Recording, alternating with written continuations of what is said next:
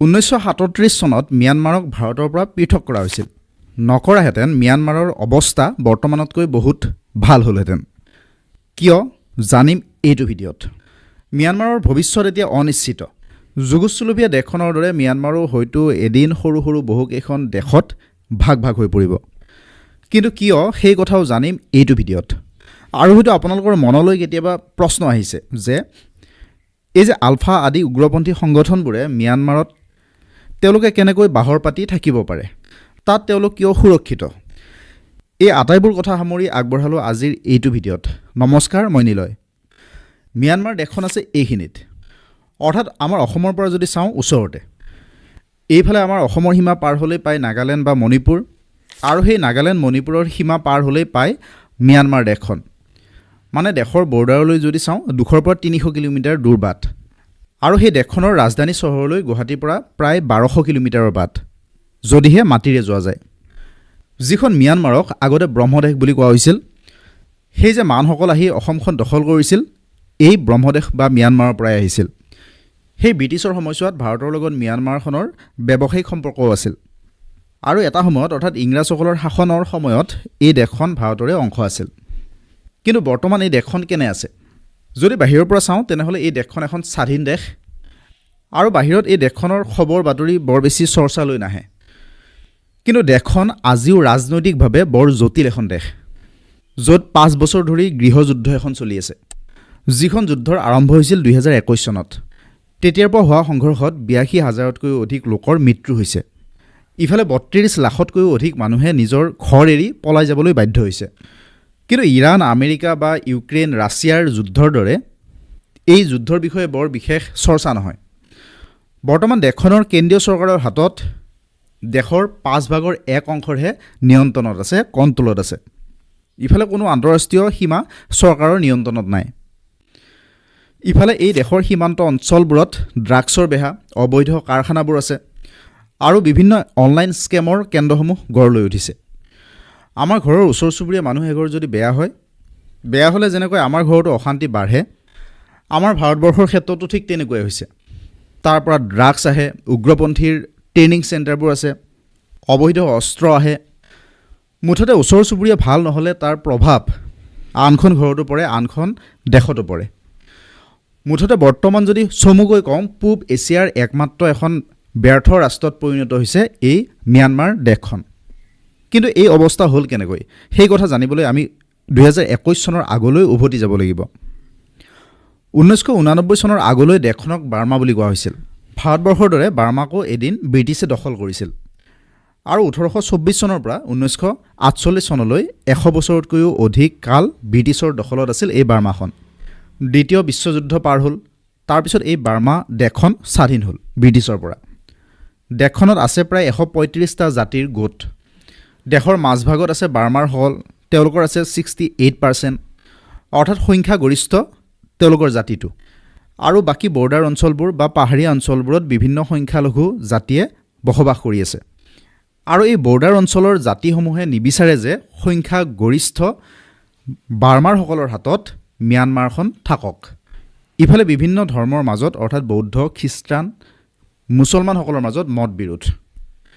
ম্যানমাৰখন স্বাধীন হোৱাৰ আগৰ সময়ৰ কথা, তাৰ স্বাধীনতা আন্দোলনৰ নেতা আং চানে কৈছিল যে সংখ্যালঘু জাতিৰ লোকসকল তেওঁলোকক 10 বছৰৰ পিছত স্বাধীন হোৱাৰ সুযোগ দিয়া হ'ব পাৰে।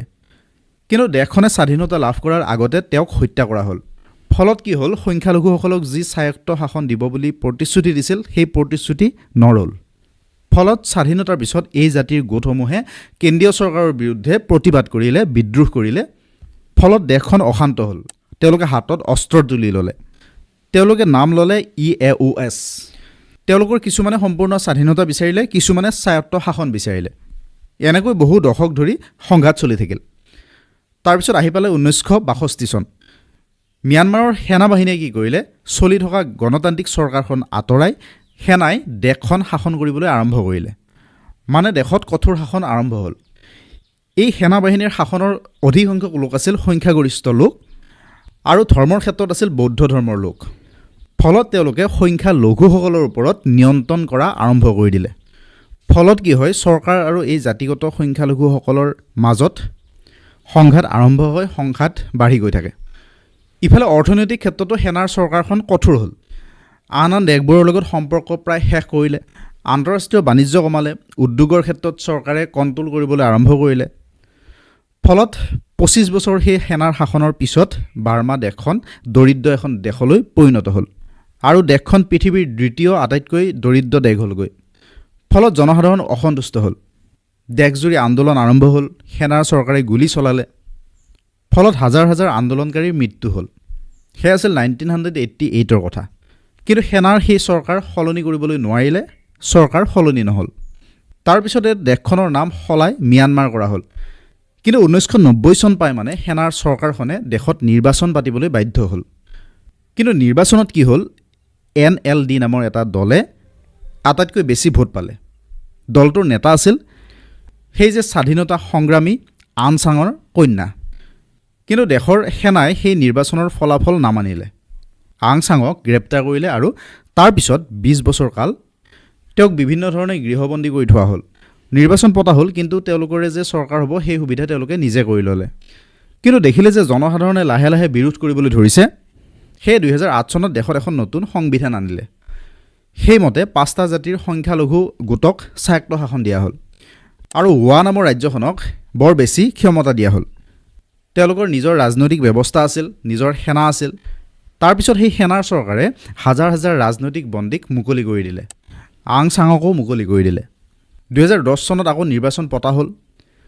সেনাৰ চৰকাৰে এনেকৈ ছিষ্টেমটো বনাই ল'লে যে ৰিজাল্ট যিয়েই নহওক কিয় তেওঁলোকেই ক্ষমতালৈ আহিব আৰু সংবিধানৰ মতে 25% আসন সেনাৰ বাবে সংৰক্ষিত হৈ থাকিব আৰু দেশৰ গুৰুত্বপূৰ্ণ মন্ত্ৰীসমূহ হ'ব সেনাসকলৰ মাজৰ পৰা।